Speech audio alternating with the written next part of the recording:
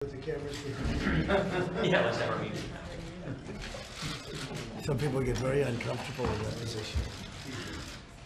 Thank you very much. I want to thank members of the House and Senate leadership for joining us today to discuss the September legislative agenda, including how we can responsibly fund the government, protect American taxpayers, and defend American security. We've gone a long way toward doing that. We've made tremendous progress over the last year and a half plus, and this group is very special to the country and very special to me. It's a great group of people. I don't think they get recognized like they should, the job they've done. Thank you to my good friend, Speaker Ryan, Leader McConnell, tonight on a very also well with the do that, take care of our military, which we did, and we took it beautifully, and they're right now rebuilding the military to a level that it's never been at before. And also, we got $6 billion for the opioid crisis, and that was a very important thing. If we didn't get that, we would have had some very big problems. So we took care of our military, and we spent a lot of money, and we're spending a lot of money on working very hard on the opioid problem. I'm also pleased to say the Senate and House Republicans have responded in so many different ways. They've made tremendous progress in funding our government at the fastest pace, Mitch, I think since 2000, I've heard. So that's a pretty fast pace.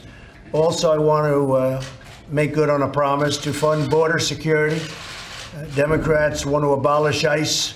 They want to, I guess, by abolishing ICE, they don't mind crime flooding into our country, because that's exactly what would happen at a level like we've never seen before in the history of our country. And Republicans want to save American lives and support American law enforcement, and that's what we're doing. No matter where I go, law enforcement comes up to me and they say, "Thank you so much, Mr. President," and they really mean it. I also want to make sure we pass a farm bill, which is moving along nicely, before the end of the month to help our great farmers. I strongly support the common sense work requirements and the food stamps in the farm bill. We'll see if we can get that. The farmers would like to get that. We're right now negotiating as we speak with Canada, and Canada's coming along. We'll see how it all works out. But we have to have a fair, I won't call it NAFTA because we'll be changing the name. We don't want NAFTA. NAFTA's been very bad for our country. But we will have a trade bill. I'll give you a little surprise as to the name when it's completed, because it may have two or it may have three. We're going to find out pretty soon. But I look forward to talking to the leaders, and they really have been a spectacular group of people to work with. And I want to thank all of you, Mitch and Paul and everybody. You really have been great. And we've made a lot of progress, and we will make a lot more. The country is doing, on an economic basis, on a financial basis, probably better than it's ever done before. The markets are up almost 50% since my election victory, which is something that in history I don't think anybody would be able to say. Even in a much longer period, they wouldn't be able to say it for the most part. But a lot of great things are happening. I think probably one of the stellar achievements are jobs, because unemployment is at the lowest levels that it's ever been. And whether you look at African-American unemployment or Asian unemployment or Hispanic unemployment, it's at historic lows. Never in the history of our country has it been so good. Women is 65 years.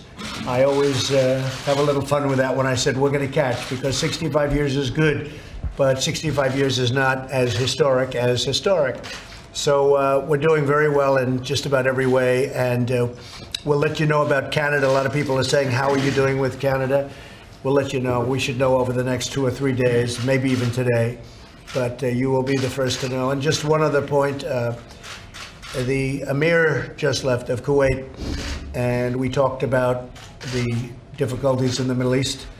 And I will tell you that tremendous progress has been made with respect to Iran. If you look at Iran, the first day that I got to office, or let's look at it differently, a day before I got to office, everybody was saying Iran would be taking over the Middle East. It was just a question of when.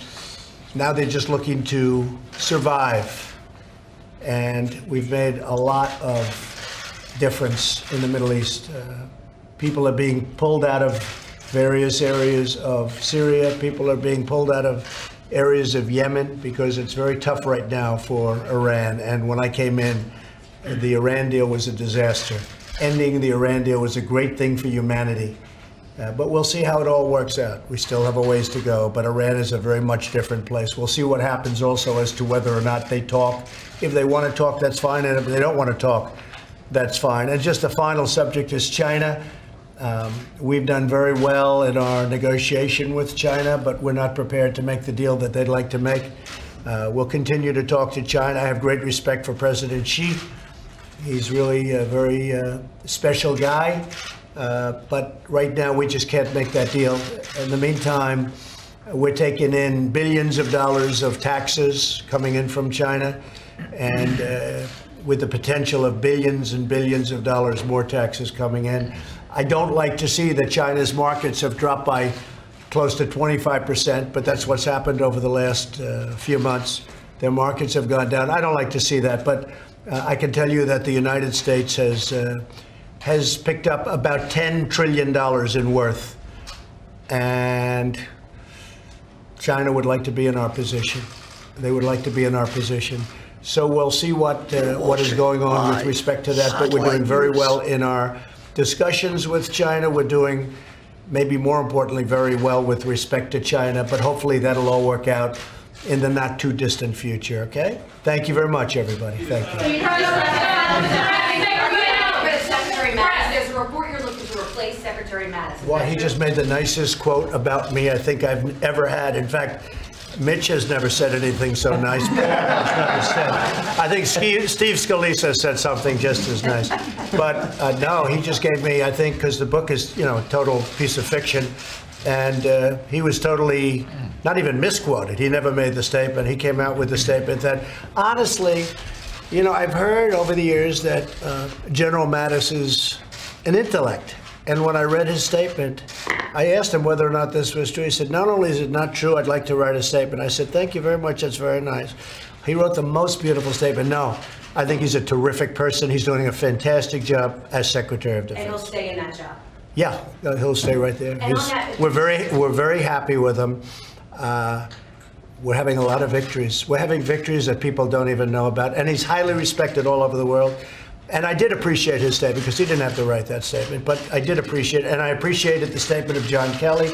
And I appreciated the statement of many others. It's like, every week I seem to have a book coming out. Some good, some bad. In all fairness, I get some good ones, too. But I like to take them on when they come out. That's a piece of fiction. Thank you, everybody. Thank you.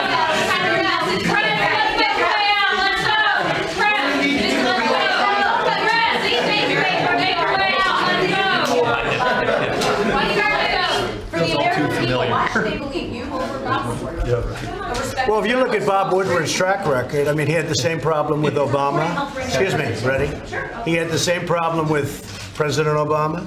He had a tremendous problem with President Bush. Every time he wrote a book, they were complaining about it. They were complaining about the lack of accuracy. And I understand him, and that's what he does. And I fully understood that before. In the end, I'm very happy with the way it turned out, because I think the book has been totally discredited. Thank you very much.